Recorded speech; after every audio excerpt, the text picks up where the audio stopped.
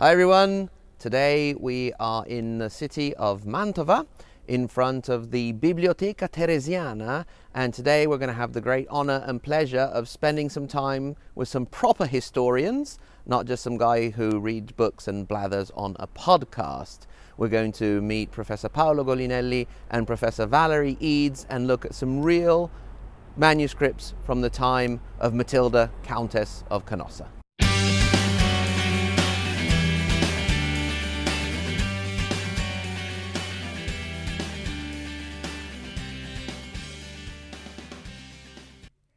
We enter and prepare for a little bit of light reading, just before Professor Golinelli introduces us to the library treasures. Questa è il Sancta Sanctorum della Biblioteca Comunale di Mantova e in fondo tutti i manoscritti portati al tempo di Napoleone qui a Mantova. Sono 381 che abbiamo descritto analiticamente nei 3 volumi del catalogo dei manoscritti porironiani, al quale abbiamo aggiunto anche oltre un centinaio di manoscritti in giro per il mondo, a New York and so on.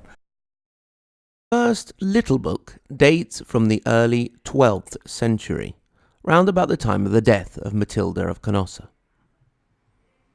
We set up and get ready for some serious studying. The external covers are more recent, around the 18th century, but people have been leafing through these pages for about 800 years.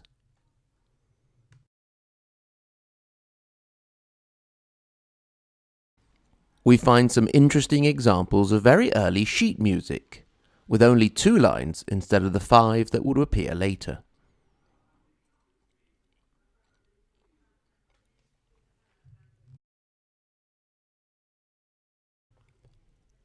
At the end of the book, we find the calendar of saint days and people to pray for, and exactly the information we're looking for.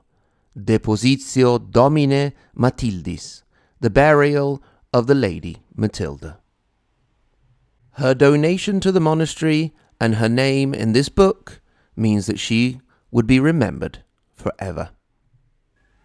Here we see Professor Valerie Eads of New York, Professor Paolo Golinelli of Verona, and Professor Eugenio Riversi of Bonn,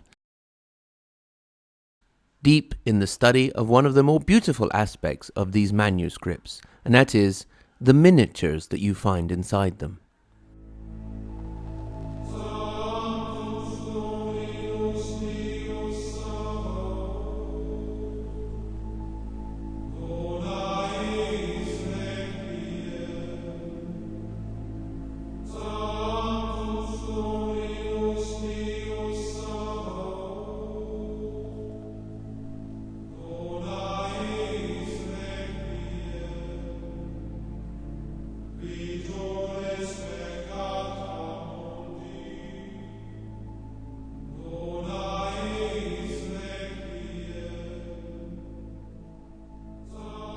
Here, Professor Roversi translates for us the story of David and his battle against Goliath, as represented by these miniatures.